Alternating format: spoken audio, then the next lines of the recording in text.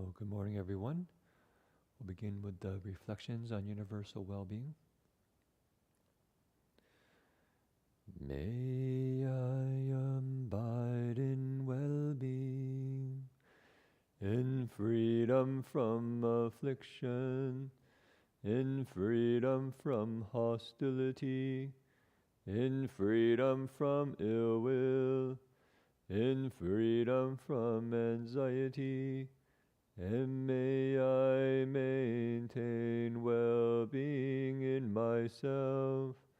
May everyone abide in well-being, in freedom from hostility, in freedom from ill will, in freedom from anxiety, and may they maintain well-being in themselves. May all beings be released from all suffering, and may they not be parted from the good fortune they have attained. When they act upon intention, all beings are the owners of their action and inherit its results. Their future is born from such action, companion to such action, and results will be their home. All actions with intention, be they skillful or harmful, of such acts they will be the heirs. So, good morning. I wanted to continue to speak about taking refuge because last Saturday we had 7 DRBU students and 2 DRBU staff come to the monastery, you could say requesting, seeking, aspiring to take refuge with the 3 jewels and or taking 1, 2, 3, 4, or 5 of the precepts. I think there's also a number of other people here, the men who are in our residential retreat, a couple of other DRBU students and faculty rejoicing in the ceremony. I think using the opportunity to renew their commitments to taking refuge and the precepts. And I thought, in that theme, there's a very inspiring talk by Master Hua about taking refuge that I feel is worth reflecting on. So this talk is titled Instructions Upon Taking Refuge with the 3 Jewels, spoken in LA, June 27th, 1976. So this is Master Hua speaking. Taking refuge with the 3 jewels is the bestowing upon everyone of a new life, a new beginning.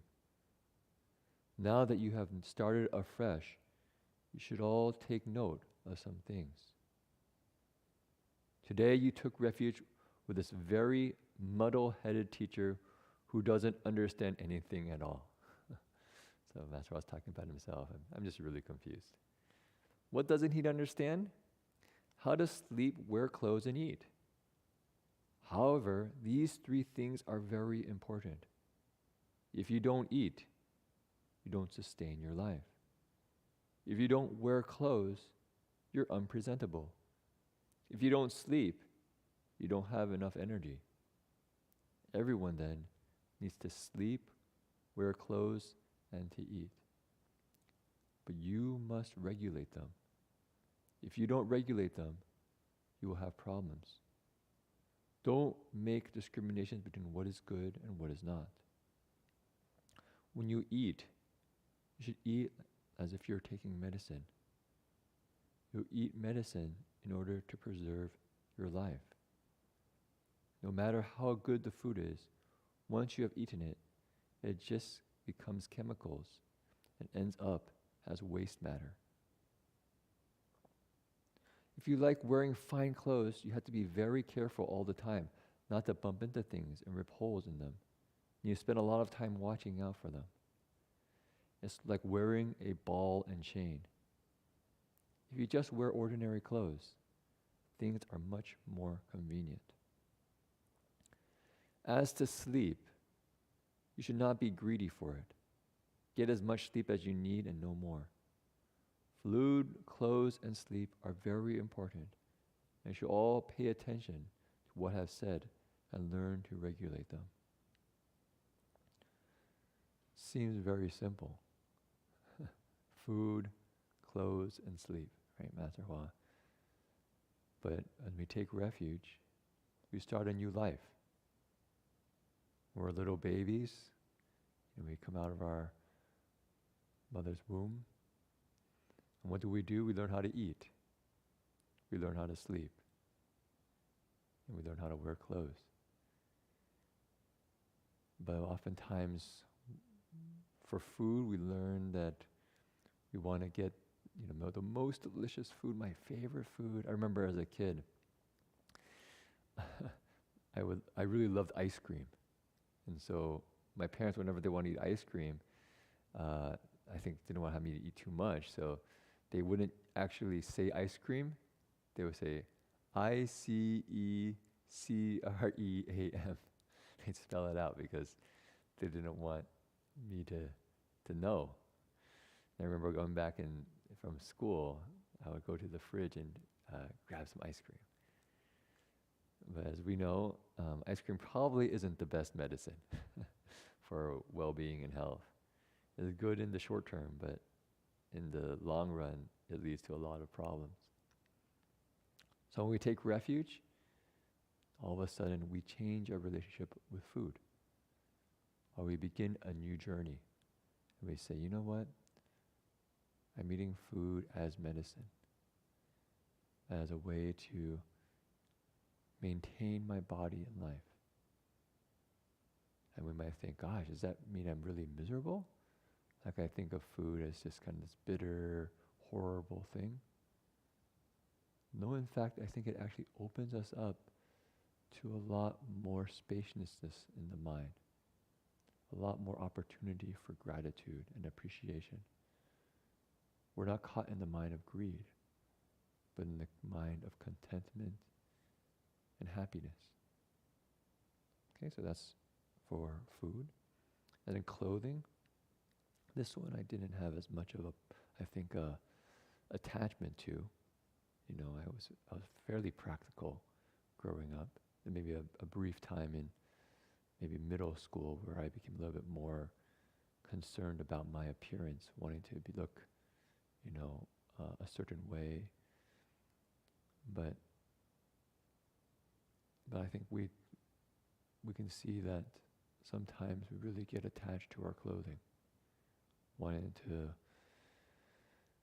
show up a certain way so people can respect us. Right? Maybe we go for brand names and expensive clothes.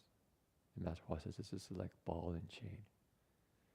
Why? Because we're so scared we're going to get our clothes dirty. And if it gets dirty, we spend like $100 or $200 for a pair of clothing. There are people pay even more. Then we're very upset because I paid so much money for this. And it's a lot of dukkha. So rather than going for clothes, what we can go for is our inner beauty. We can cultivate wholesome dharmas. We can make our mind and heart really pure and very bright. So I think clothes is just wear what's presentable, what's practical, what keeps us warm. That's enough. So monastics, we wear robes. And then he talks about food. He talks about sleep.